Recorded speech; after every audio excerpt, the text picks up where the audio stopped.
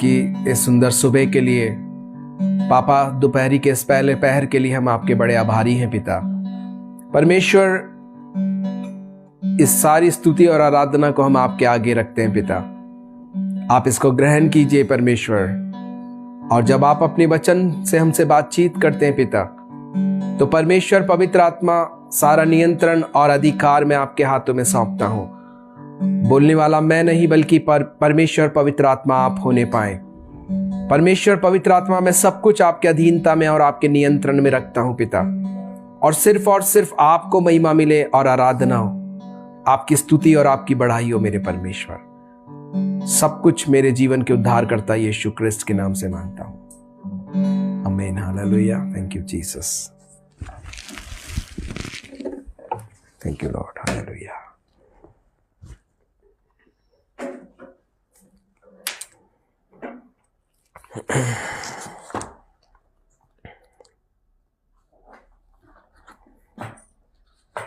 एक और परमेश्वर ने हमें मेरे प्रियो जिंदगी दी है, समय दिया है कि हम परमेश्वर के वचन में से कुछ देर सीखेंगे, देखेंगे।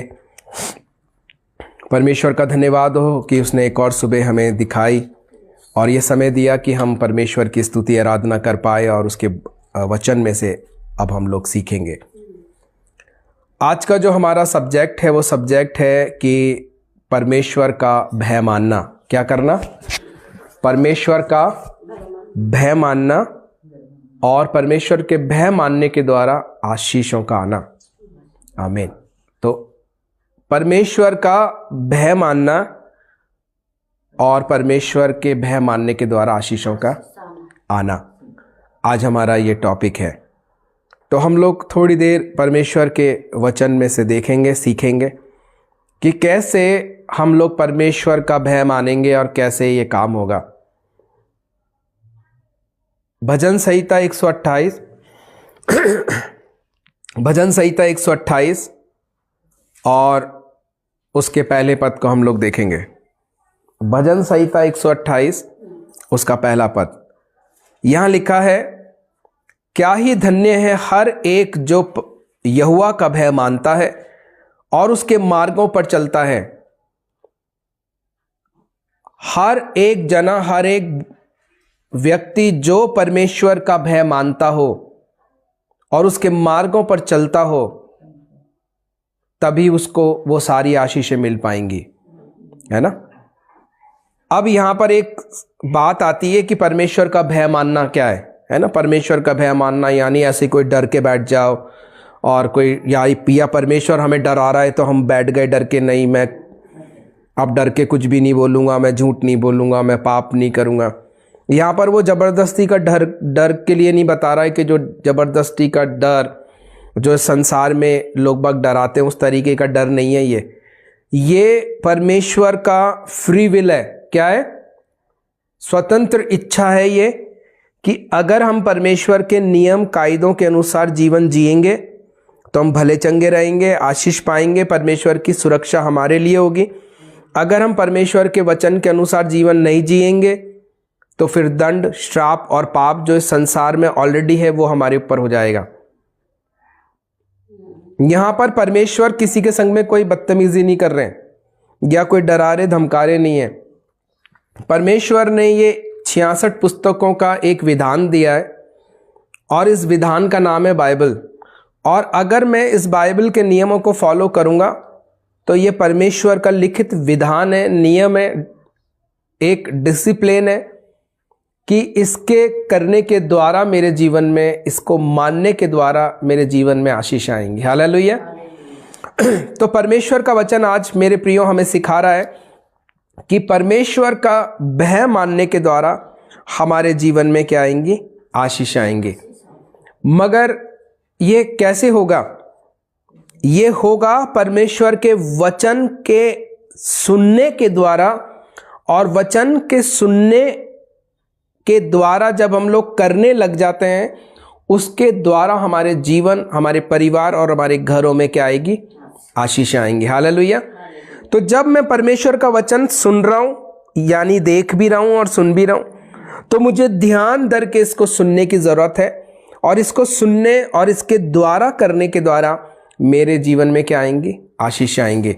तो सबसे इंपॉर्टेंट जो चीज़ है वो है परमेश्वर का वचन। और वचन, परमेश्वर का वचन क्या है? जो मैं खड़ा होकर यहाँ बोल रहा हूँ, परमेश्वर के अनुग्रह और पवित्र आत्मा की द्वारा। तो ये जो वचन जो परमेश्वर आज मुझे और आप सबको सिखाना चाहते हैं, सिखा रहे हैं, और वो ये है कि परमेश्वर का जब हम आदर करेंगे, उसकी आज्ञाओं को जब हम मानेंगे, तो परमेश्वर की चंगाई, आशीष, भलाई हमारे घर, परिवार और हमारे जीवन पर हमेशा बनी रहेगी। हालेलुया। तो मेरे प्रियो, हमें देखना है कि क्या परमेश्वर हमारा परमेश्वर हो गया है या नहीं, और क्या परमेश्वर हमारी अगुवाई कर रहे हैं कि नहीं कर रहे। क्योंकि यहाँ पर तो लिख रखा है, क्या ही धन्य है हर एक जो यहोवा का भय मानता है और उसके मार्गों पर चलता है। तू अपनी कमाई को निश्चय खाने पाएगा, तू धन्य होगा और तेरा भला ही होगा। ये आशीष है परमेश्वर की कि तू अपनी कमाई को निश्चय खाने पाएगा, तेरा भला होगा, तू धन्य होगा, तू आशीषित होगा। मगर ये कब होगा? जब हम लोग परमेश्वर के सानिध्य में उसके वचन को सही से ध्यान दे के सुनेंगे, उसके अनुसार करेंगे, और उसके बाद में परमेश्वर फिर हमारा क्या बन जाएगा? अगुआ। क्या बन जाएगा? अगुआ। परमेश्वर फिर हमारी क्या करेंगे? अगुवाई करेंगे। अभी हमारी अगुवाई कौन कर रहा है? अभी हमारी अगुवाई हम लोग कौन कर रहे हैं? हम स्वयं कर रहे हैं। हम स्वयं ही अपनी अगुवाई कर रहे हैं। हम स्वयं ही अपने अभी लीडर हैं, हम स्वयं ही अपने टीचर हैं, हम स्वयं ही सब कुछ हम ही हैंडल कर रहे हैं। मगर जब हम परमेश्वर की उपस्थिति में बैठना सीखेंगे, चलना सीखेंगे, तब परमेश्वर हमारी अगुवाई करना शुरू करेंगे। ये एक दिन का काम नहीं है। जब हम रोज़ परमेश्वर की हुजूरी में बैठेंगे। अब दूसरी जो चीज़ आती है, वो अगुवाई कब करेंगे? जब मेरा और परमेश्वर का संबंध मजबूत हो जाएगा। क्या हो जाएगा? मेरा और परमेश्वर का संबंध क्या हो जाएगा? मजबूत हो जाएगा। परमेश्वर तभी मेरे जीवन में क्या करेंगे? अगुवाई करेंगे, मेरी सहायता करेंगे, मेरी मदद करेंगे। वो मेरी प्रार्थनाओं को सुनकर उत्तर देंगे। कब? जब मेरा और परमेश्वर का संबंध क्या हो जाएगा? मजबूत हो जाएगा, गाढ़ा हो जाएगा। और वो गाढ़ा और मजबूत कब होगा? जब मैं परमेश्वर की हुजूरी में बैठना शुरू करूँगा, वचन पढ़ना शुरू करूँगा, उपवास करना शुरू करूँगा, संगति में जाना शुरू करूँगा, और मैं ईमानदारी, सच्चाई और पवित्रताई के संग में जीवन जीऊँगा, और मैं परमेश्वर की भली भावती और सिद्ध इच्छा को रोमियो 12:1-2 के अनुसार अनुभव से मालूम करूँगा। तभी परमेश्वर मेरी अगुवाई करेंगे। हालेलुया। तो मेरे प्रियो, इसलिए ये हमने जो पढ़ लिया कि क्या ही धन्य है हर एक जो परमेश्वर का भय मानता है। भय मानेगा कब? भय मानेगा कब? अगर मैं गाड़ी लेकर जा रहा हूं, ट्रैफिक वाले ने मुझे पकड़ लिया कि आप तो देखो लाइट हो गई थी और फिर भी आप गाड़ी लेकर निकल गए, अब मैं आपके 500 रुपये का फाइन करूंगा। तो मैं बोलूँगा, मुझे तो पता ही नहीं था कि लाइट भी होती है। सब रुके थे तो मैं भी रुक गया, फिर उसके बाद में सब चले तो मैं भी चल दिया। या मुझे दिखा उधर वाले भी रुके हुए हैं, तो मैंने बोला अपन भी निकाल लो इतनी देर में। तो फिर ट्रैफिक वाला बोलेगा कि आपके 500 रुपये का फाइन लगेगा। तो वो बोलेगा क्यों लगेगा मुझे? तो बोले इसलिए लगेगा क्योंकि आपने नियम को तोड़ा है। तो व्यक्ति बोलेगा मुझे पता ही नहीं था। तो बोलेगा, ट्रैफिक वाला बोलेगा कि आज तो पता पड़ गया ना कि 500 रुपये की जब रसीद कटेगी तो पता पड़ गया ना कि भाई अब मेरे को ऑरेंज लाइट होते ही रुक जाना है, और उसके बाद ग्रीन लाइट होने के बाद में चलना है, और रेड लाइट जो है उसमें रुक जाना है, स्टॉप। तो ये कब होगा? जब उसको ये बात पता पड़ेगी। ठीक है, समझना मेरी बात को। परमेश्वर का मैं ये लिख दूं कि परमेश्वर का भय मानो, परमेश्वर का भय मानो, मगर आप परमेश्वर का भय मानोगे क्यों? आप बोलोगे मैंने कौन सा पाप किया है जो मैं परमेश्वर का भय मानूं? तो मैं क्यों ऑरेंज लाइट होते ही क्यों गाड़ी क्यों रोकूंगा? क्योंकि मुझे नॉलेज हो गई है कि अगर मैंने नियम तोड़ा तो मेरे पे क्या लगेगा? फाइन लगेगा। सामने वाले जो दूसरी साइड से जब गाड़ियां आ रही है तो उससे एक्सीडेंट भी हो सकता है। सॉरी। तो इसलिए मुझे उस नियम को मानने की जरूरत पड़ेगी। तो मैं क्या करूंगा? भय मानना शुरू कर दूंगा। काय का? गवर्नमेंट का। जो हमारी गवर्नमेंट है, जो उसके नियम कायदे हैं रोड पे चलने के, कानून मानने के, तो मैं क्या बोलूँगा? नहीं, मैं उसको नियम को फॉलो करूँगा। क्यों? क्योंकि एक संविधान, एक नियम, एक कायदा है जिसके द्वारा हम लोगों को जीवन जीना है। हम कोई भेड़ बकरी नहीं है। भेड़ बकरी भी जब चराई जाती है गवाले के द्वारा, चरवाह के द्वारा, तो वो भी सिस्टमैटिकली चलते हैं, जाते हैं, वो उनको चराता है, उनको हाँकता है। तो वैसे ही परमेश्वर मेरा यहोवा, मेरा चरवाहा कब बनेगा? जब मैं उसकी बातों को मानना शुरू करूंगा। जब मैं खुद ही भागूंगा, इधर उधर भागूंगा, तो परमेश्वर कैसे मेरी सहायता करेगा? क्योंकि मैं तो खुद ही भाग रहा हूं। मैं तो खुद ही, कभी मन कर गया मैं तो खुद ही इधर जा रहा हूं। मेरा मन तो जो है बहुत ऐसे ही होता रहता है। तो मैं कभी इधर चल जा रहा हूं मन को मनाने के लिए, कभी इधर जा रहा हूं, मेरा मन नहीं लग रहा है तो कभी इधर मन मनाने के लिए जा रहा हूं। परमेश्वर उसमें अगुवाई नहीं करेगा। परमेश्वर अगुवाई उसकी करेगा जो स्थिर है। क्या है? स्थिर है। परमेश्वर उसकी अगुवाई करेगा। जो इधर उधर भागेगा वो कभी भी स्थिर नहीं होने के कारण कुछ भी नहीं पा सकता है। तो इसलिए परमेश्वर का जो भय मानने की बात है, वो तब भय मानूंगा मैं परमेश्वर का जब मैं परमेश्वर के बारे में मुझे जानकारी होगी कि परमेश्वर है कौन, परमेश्वर क्या सामर्थ्य रखता है, परमेश्वर क्या शक्ति रखता है। तब मैं भय मानना शुरू करूंगा। और भय मानने का मतलब है परमेश्वर से प्रेम करना, है ना। यानी ट्रैफिक के नियम को मैं क्यों मानूंगा? क्योंकि मैं मेरे देश से प्रेम करता हूं। मेरे देश से मैं प्रेम करता हूं। मेरे देश के नियम कायदों को मैं मानूंगा क्योंकि मैं मेरे देश से, मेरे संविधान से मैं प्रेम करता हूं। मैं इस देश का नागरिक हूं। तो मैं भारत देश के नियम कायदों को क्या करूंगा? मानूंगा।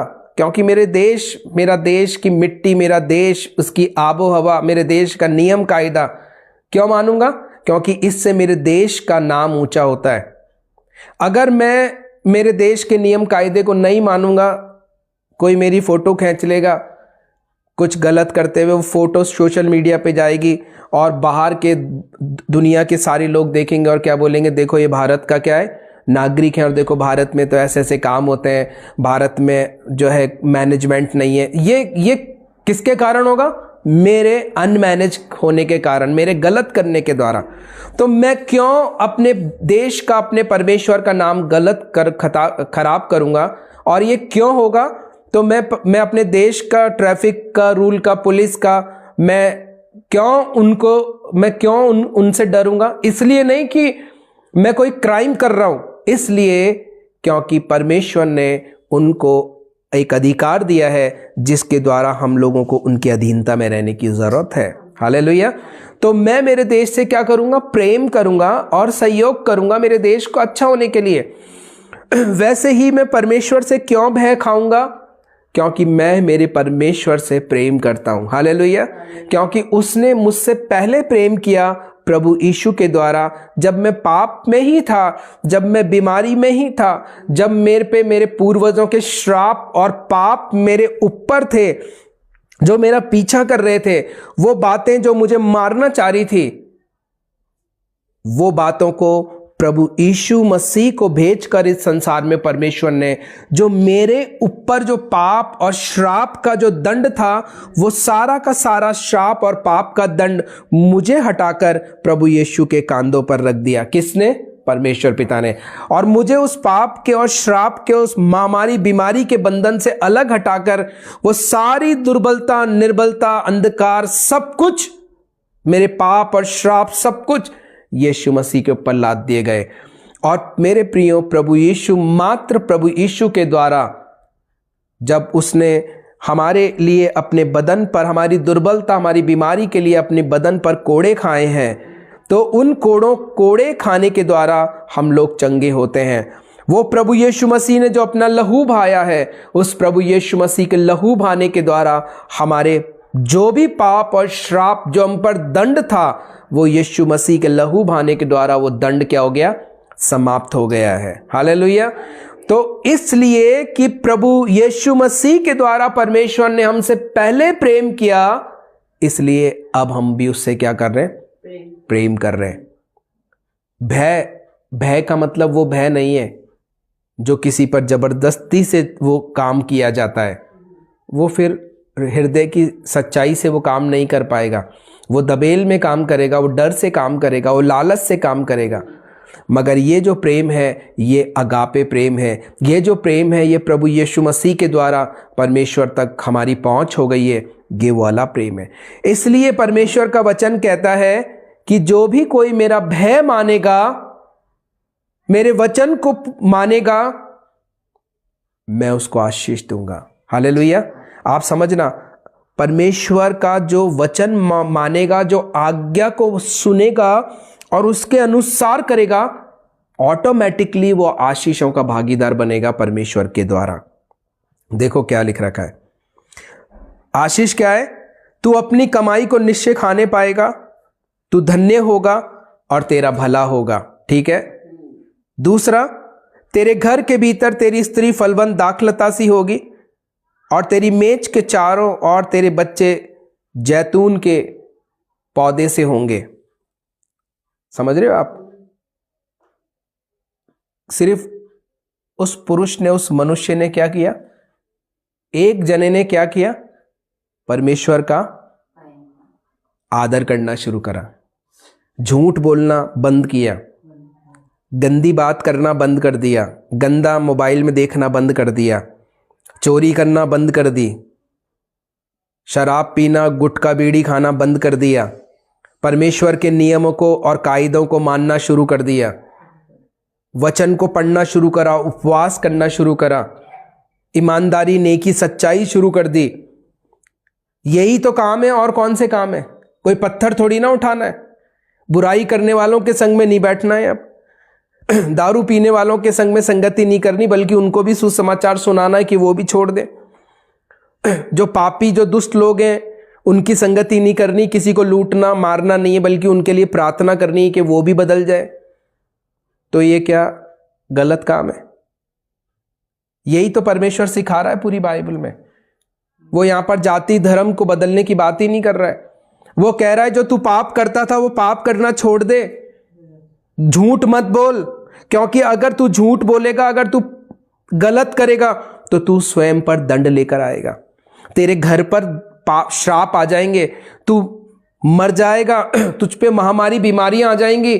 तू ऐसा मत करना। और फिर परमेश्वर ने बोला कि तू झूठ मत बोलना, तू चोरी मत करना, तू गलत कूद, किसी स्त्री पर गलत दृष्टि मत डालना, किसी के घर का लालच मत करना। यही नियम परमेश्वर ने सिखाए हैं, जिसके द्वारा हमारा एक्सीडेंट नहीं होगा। कौन सा एक्सीडेंट? हमारे जीवन में दुर्घटनाएं, मुसीबतें, बीमारियां, महामारियां नहीं आएंगी, सिर्फ इसी के ही द्वारा करने से। इसलिए परमेश्वर का वचन कह रहा है, जो मेरा भय मानता है, यानी जो मेरे वचन को पूरा करेगा, उसको मैं आशीष दूंगा, उसकी कमाई पर आशीष दूंगा, वो धन्य होगा, उसकी बीवी, उसके बच्चे धन्य होंगे, उनको सुरक्षित में रखूंगा, आशीषित रखूंगा, भला चंगा रखूंगा। और ये कौन रख रहा है? परमेश्वर। हालेलुया। और अब ये जो अंतिम समय आ रहा है, जो ये अंतिम समय चल रहा है दुनिया का, इसमें ये जो अगुवाई, जो परमेश्वर अब जो मेरा चरवाहा बन गया है ना, परमेश्वर मेरा क्या बन जाएगा? फिर मैं जब ये सब बुराइयां छोड़ूंगा तो परमेश्वर मेरा खुद चरवाहा बन जाएगा। परमेश्वर के वचन से मैं जुड़ जाऊंगा और फिर उसके बाद में परमेश्वर के वचन के अनुसार मैं करने लगूंगा, तो परमेश्वर की आशीषें मेरे परिवार और मेरे जीवन में आना शुरू हो जाएंगी। काय के द्वारा? वचन के सुनने के द्वारा, ध्यान से देखने और करने के द्वारा ये आशीषें मेरे जीवन में आ जाएंगी। जब मैं लेटूंगा तो भय नहीं खाऊंगा, जब मैं चलूंगा तो घबराऊंगा नहीं, थकूंगा नहीं, समस्या मैं जो है सही तरीके से सही मार्ग पे चलूंगा। फिर मैं ऐसा नहीं होऊंगा अरे मैं कहाँ जाऊं, मुझे क्या करना है, नहीं। उस समय परमेश्वर हमारी अगुवाई करेगा, जैसी अगुवाई अब्राहम के दास की इसहाक के लिए लड़की लाने के लिए परमेश्वर ने अगुवाई करी। अब्राहम ने बोला कि परमेश्वर का दूत तुझे सही दिशा दिखाएगा, तुझे सही जगह मेरे रिश्तेदारों में लेके जाएगा इसहाक के लिए एक लड़की ढूंढने के लिए। और परमेश्वर का वचन कहता है वो सही दिशा के अंदर गया, वो इधर उधर वो कहीं जो है वो रास्ता नहीं भूल गया, और वो सही दिशा में गया। सही, उस समय ना तो कोई गूगल था, ना कोई इंटरनेट था, ना कोई और दूसरा रास्ता देखने की जगह थी, ना कुछ और था, मगर परमेश्वर का दूत उस सेवक को सही दिशा में ले गया और इसहाक के लिए वो लड़की उस देश में से लेकर आया जो अब्राहम के रिश्तेदार थे। हालेलुया। यह है अगुवाई। अगर अगुवाई नहीं है, अगर किसी भेड़ का चरवाई नहीं है तो भेड़ों का क्या होगा? उसको जानवर नोच खा जाएंगे, लोग बाग उठा के लूट लेंगे, ले जाएंगे, बेच देंगे, मार देंगे। वैसे ही मेरे प्रियो, अगर इस संसार में मैं हूं और मेरा रक्षक अगर परमेश्वर नहीं है, अगर परमेश्वर की दया मुझ पर, मेरे परिवार पर नहीं है, तो फिर मेरा इस संसार में रक्षक कौन है? फिर मुझे कौन बचा सकता है? यहां पर पैसे की बात नहीं है। आपके पास में पैसे तो हैं, आपके पास में पूरा पॉलिटिकल सपोर्ट है, सामाजिक सपोर्ट है, और चारों तरफ से आप बहुत समृद्ध हो, मगर मानो अटैक आ गया एकदम, तो पॉलिटिकल सपोर्ट क्या करेगा? समाज क्या करेगा? पैसे क्या करेंगे? मैं क्या करूंगा? भाई बहन क्या करेंगे? मां बाप क्या करेंगे? इसलिए परमेश्वर सबसे पहला मेरा निर्णय होना चाहिए, और अंतिम निर्णय भी परमेश्वर होना चाहिए। अगर मेरे पास परमेश्वर ही नहीं है, मेरे पास पूरी दुनिया की दौलत है, जैसे कोरोना के समय में रही, मगर लोग बाग अपने आप को नहीं बचा पाए, मर गए, वो उम्र से पहले मर गए, वो नहीं उस मुसीबत में, उस तूफान में वो निकल नहीं पाए, उस तूफान के अंदर घिर के मर गए, उस महामारी बीमारी में मर गए। वो कई परिवार, कई जने इस संसार से वो चले गए। और यही अगर परमेश्वर का अनुग्रह, परमेश्वर की सुरक्षा में वो होते, यानी वो परमेश्वर के वचनों में बने रहते, तो परमेश्वर उस मुसीबत से उनको निकासी का मार्ग दिखा देता, उनको बचा लेता, उनको संभाल लेता।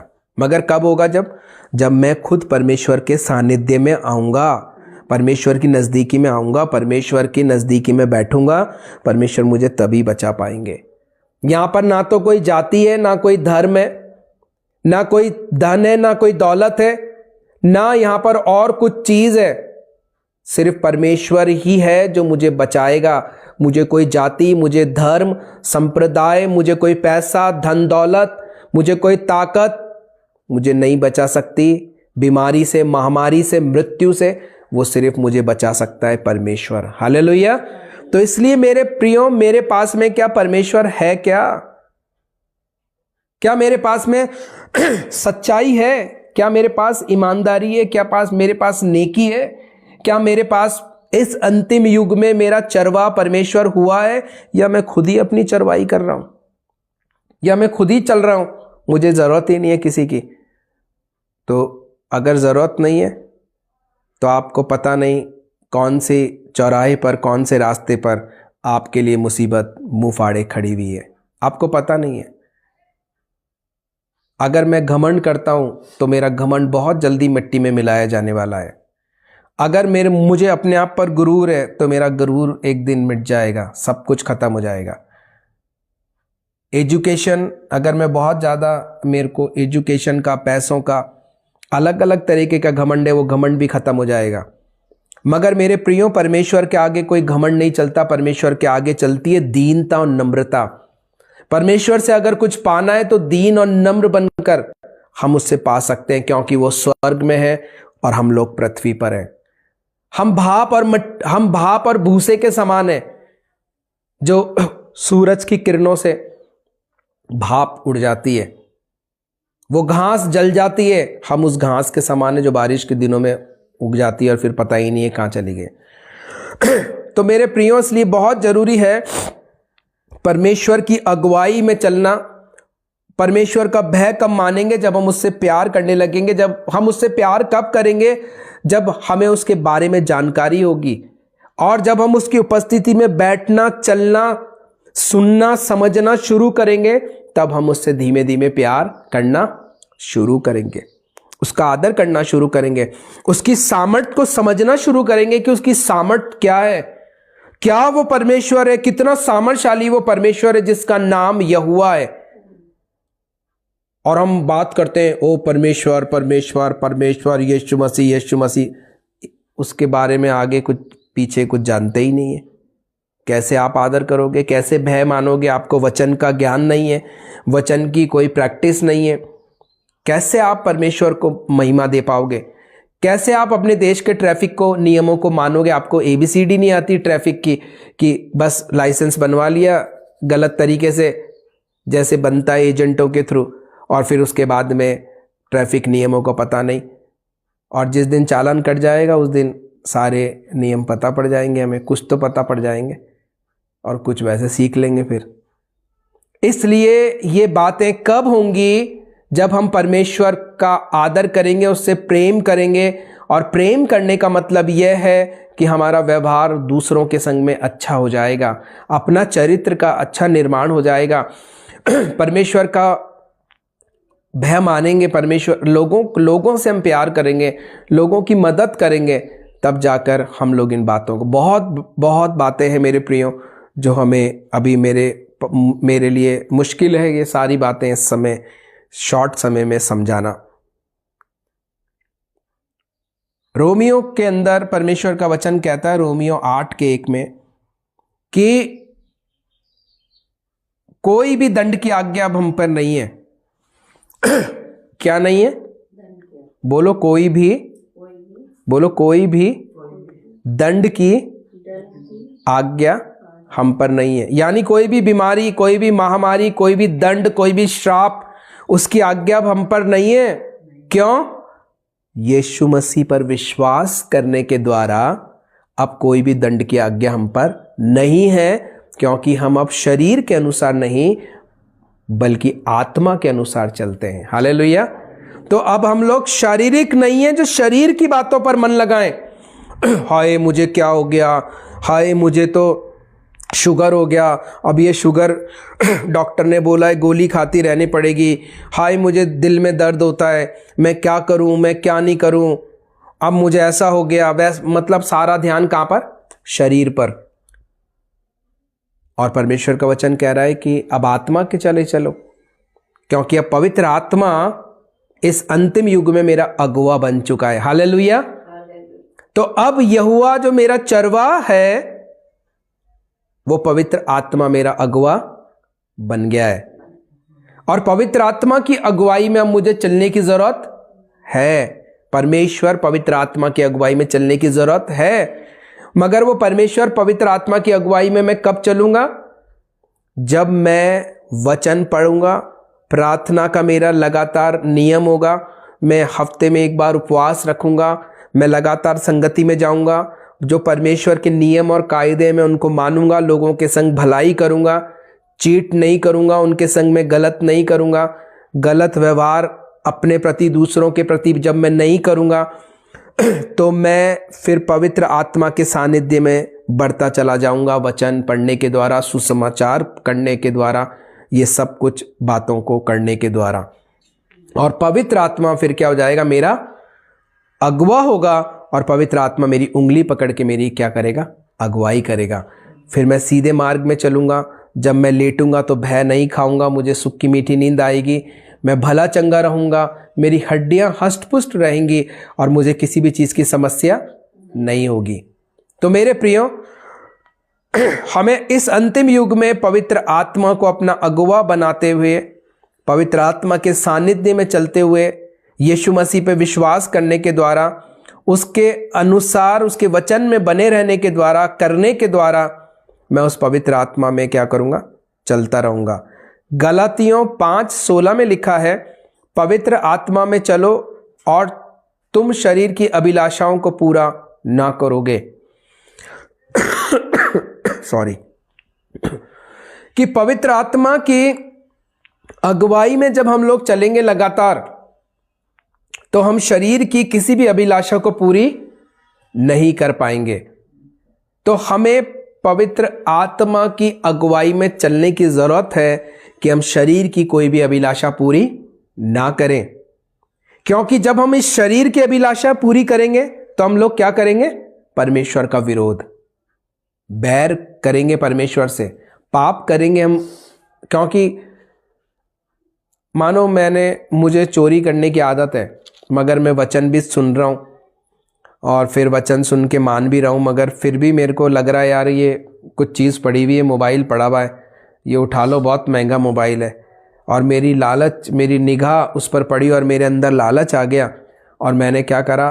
परमेश्वर की सारी बातें तो एक तरफ ताक में रख दी उसी समय, और मैंने मोबाइल उठा लिया और फिर उसके बाद में मैंने उसको उठाकर भाग गया, ले लिया, जो भी कुछ करा, और फिर उसको अपना बना लिया गलत तरीके से। मेरे प्रियो, मैं उसी समय तो परमेश्वर की महिमा से क्या हो गया हूँ? रहित हो गया। मैंने जैसे उसको देखा, पाप के लिए सोचा, मैं उसी समय उस पाप में आ चुका हूँ। दंड मुझ पर अब लागू हो चुका है और मेरे लिए कोई माफ़ी नहीं है, क्योंकि मैंने गलत किया है और मैं पापी, दोषी करार, मुझ पर परमेश्वर के वचन के अनुसार दंड का नियम लागू हो चुका है। होगा नहीं, हो चुका है। तो मैं परमेश्वर का क्या हो गया हूँ? गुनहगार हो गया हूँ और परमेश्वर की आशीषों से भी अब मैं महरूम हो गया हूँ। इसलिए शरीर के अनुसार अगर मैं चलूँगा, है ना, मानसिकता, शारीरिकता, वो शरीर की बातें, आँखों का घमंड, गलत बोलना, गलत सोचना, तो मैं पाप का भागीदार हो जाऊंगा। मगर जैसे ही पवित्र आत्मा को मैं मौका दूंगा कि मैं आज्ञा दूंगा, सारी लालच की बातें, मैं यीशु के नाम से तुझे आज्ञा देता हूं, दूर हो जा। अब मैं लालच नहीं करूंगा, वो मेरी चीज़ नहीं है। वो खट से वो जो पाप का स्वभाव है आपके अंदर, जो लालच आई, वो भाग जाएगी। शैतान ने जैसे ही बीज बोया, शैतान का वो बीज उसी समय नष्ट हो जाएगा। इससे पहले कि शैतान का वो बीज बरगद का पेड़ बन जाए, उसको वहीं पर ही यीशु के नाम में नष्ट कर डालो। हालेलुया।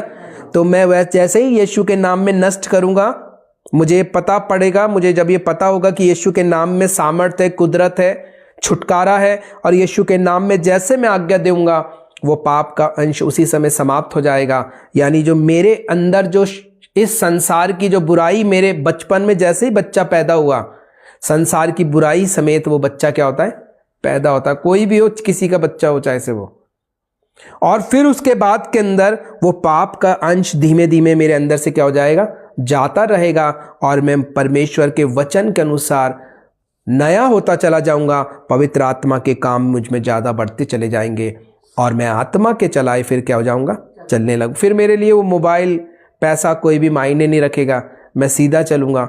मेरे अंदर कहीं लालच आएगी नहीं, क्योंकि वो उठाने के द्वारा, वो चुराने के द्वारा मेरे परिवार पर, मेरे पे क्या आएगा? श्राप और दंड आएगा। मगर जब मैं परमेश्वर के आत्मा के चलाई चलूंगा, पवित्रताई से चलूंगा, तो परमेश्वर की स्वर्ग की आशीषें, स्वर्ग का प्रबंध मेरे लिए खुल जाएगा। और जब मैं बाहर जाऊंगा तो परमेश्वर के स्वर्ग दूत भी मेरे को क्या करेंगे? संभाल लेंगे, किसी भी मुसीबत परेशानी आने से पहले। हालेलुया। तो मुझे स्वर्ग का प्रबंध चाहिए या संसार का प्रबंध चाहिए? स्वर्ग का, जिसमें मैं लेटूं, मैं चलूं, मैं जाऊं, मैं कुछ करूं, मैं डरूं नहीं, भय नहीं खाऊं कि मौसम में क्या हो गया, कौन सा वायरस आ रहा है, मेरे को कोई फर्क नहीं पड़ेगा। क्यों? क्योंकि वो मेरा भाग नहीं है अब, क्योंकि मैं परम प्रधान परमेश्वर के छाए हुए स्थान में क्या करता हूं? शरण पाता हूं। परमेश्वर मेरा रक्षक और मेरा सहायक हो चुका है। अब मैं भय नहीं खाऊंगा, क्योंकि मेरा परमेश्वर मेरा क्या हो चुका है? रक्षक, वो मेरा सहायक, मेरा बल है। अब मैं अकेला नहीं हूं, परमेश्वर मेरे साथ में है। हालेलुया। वो स्वर्ग से मेरे पे दृष्टि डाल के मुझे बचा लेगा, वो छुड़ा लेगा मुझे दुष्ट से, बीमारी से, महामारी से। अब वो मेरा रक्षक और मेरा सहायक हो चुका है। तो इसलिए मेरे प्रियो, आज का जो हमारा टॉपिक है वो यही है, परमेश्वर का भय मानने के द्वारा क्या है? आशीष है।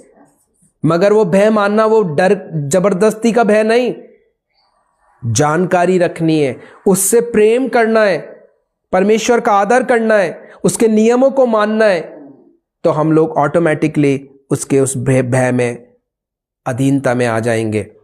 अपने देश के नियम कायदे को मानने के द्वारा हमें डरने की जरूरत नहीं है। फिर हम लोग हमारे देश के प्रति गर्व का कारण बनेंगे और हमारा देश का कानून व्यवस्थाएं भी हमारे लिए गर्व का कारण बनेंगी। हालेलुया।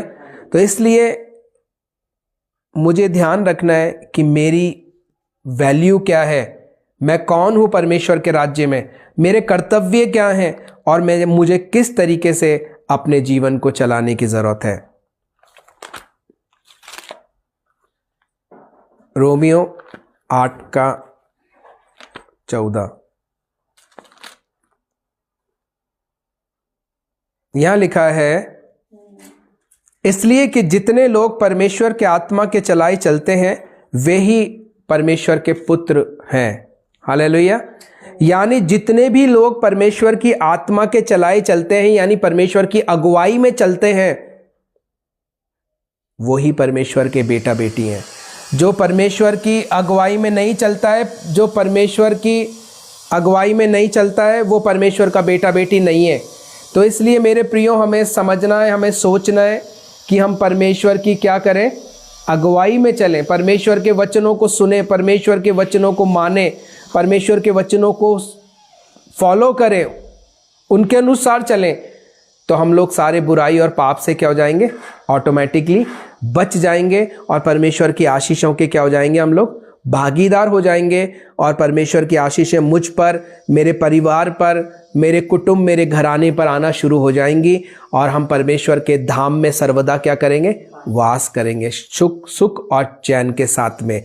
और हमारा भाग उस हेवन में, उस स्वर्ग में होने जा रहा है। एक दिन हम लोग परमेश्वर के संग में वहां पर होंगे प्रत्यक्ष रूप में। तो मेरे प्रियो, इसलिए हमें हमारा ध्यान परमेश्वर पर, परमेश्वर के वचनों पे लगाना है कि परमेश्वर का वचन क्या कहता है। हमें परमेश्वर का आदर करना है, उससे प्रेम करना है। क्यों करना है? क्योंकि वो सब करने के द्वारा आशीषें हमारे पर तब आने वाली है। समझ रहे हो आप? जब मैं नियम मानूंगा देश के, तभी तो मैं देश का अच्छा नागरिक हूं, और नियम तोड़ूंगा तो मैं कैसा नागरिक हूं? गलत। तो मुझ पे देश के नियम कायदे भी लागू होंगे, दंड भी लागू होगा। तो मुझे अच्छा नागरिक बनना है, मुझे एक अच्छा परमेश्वर का दास, अच्छा बेटा बेटी बनना है कि मैं उसका पुत्र कहलाऊं। किसके द्वारा? पवित्र आत्मा के द्वारा, चलने के द्वारा। तो इसलिए जब मैं इन बातों को मानूंगा, सुनूंगा, करूंगा लगातार, तो मैं उस परमेश्वर के संबंध में मजबूत बन जाऊंगा। और जब संबंध मजबूत हो जाएगा तो मैं सारी आशीषों का भागीदार बन जाऊंगा। हालेलुया। तो प्रभु आप सबको आशीष दे कि हम जब बाहर जाएं तो परमेश्वर की आशीष, परमेश्वर की दया हमारे साथ हो। जब हम अंदर आएं तो परमेश्वर की दया, कृपा हमारे साथ, उसकी भलाइयां बनी रहे, हमें कभी भी दिक्कत ना हो। परमेश्वर आपको इन वचनों के द्वारा आशीष दे, आपकी समझ की आंखें ज्योतिर्मय हो और परमेश्वर के वचन में, उसके प्रेम में आप गहराई से स्थापित हो और ये वचन का जो बीज बोया गया 100 गुना फलों को लेकर आए। हम लोग खड़े हो, हम लोग प्रार्थना करेंगे। परमेश्वर पिता, प्रभु यीशु के नाम से मैं आपका धन्यवाद करता हूं आज के वचन के लिए, इस संगति के लिए पिता जो आपने हमें दी है, अपने वचन में से जो आपने हमें सिखाया है, इसके लिए आपका धन्यवाद देता हूं पिता। ये वचन का बीज 100 गुना फलों को लेकर आए पिता, और मेरे परमेश्वर बहुत से लोगों का हृदय, सोच परिवर्तित हो जाए पिता, और मेरे खुदावन तुझे महिमा मिल सके पिता, तेरा राज्य स्थापित हो पिता। यीशु के नाम से मैं हर एक शैतानी बंधनों से लोगों को आजाद करता हूं यीशु के नाम से। सारे बीमारियों से, महामारियों से उनको आज्ञा देता हूं कि लोगों को छोड़ कर जाओ। सारी दुर्बलता, निर्बलताएं, अंधकार, पाप और श्राप लोगों को छोड़ कर जाओ यीशु के नाम से। सारी महामारियां, बीमारियां छोड़ कर जाओ यीशु के नाम से। सारी अज्ञानताएं छोड़ कर जाओ यीशु के नाम से। और यीशु के नाम से मैं लोगों को भला चंगा करता हूं, पाप और श्राप से आजाद करता हूं। व्यसनों से छुटकारा मिलने के लिए यीशु के नाम से बोलता हूं। यीशु के नाम से लोगों का उद्धार हो, छुटकारा हो और अनंत जीवन के लिए बचाए जाएं। परमेश्वर, आपने समय दिया, जिंदगी दी पिता, इसके लिए आपका धन्यवाद। प्रभु यीशु क्रिस्ट के नाम से धन्यवाद के साथ मांगते हैं, जिसने हमें यों प्रार्थना करना सिखाया।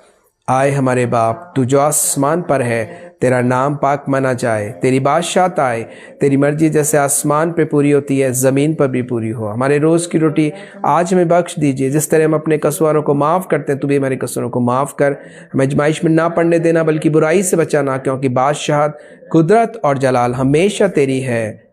अब हमारे परमेश्वर पिता का प्रेम, प्रभु यीशु मसीह का अनुग्रह और पवित्र आत्मा की सहभागिता आज से लेकर यीशु मसीह के द्वितीय आगमन तक तमाम पवित्र लोगों के संग, विश्वासी और मंडलियों के संग, कलीसियाओं के संग, हीलिंग माइंड चर्च और मिनिस्ट्री के संग परमेश्वर का प्रेम, यीशु मसीह का अनुग्रह और पवित्र आत्मा की सहभागिता प्रभु यीशु के द्वितीय आगमन तक बनी रहे। हम सब बोले यीशु मसीह के नाम से आमीन, आमीन और आमीन।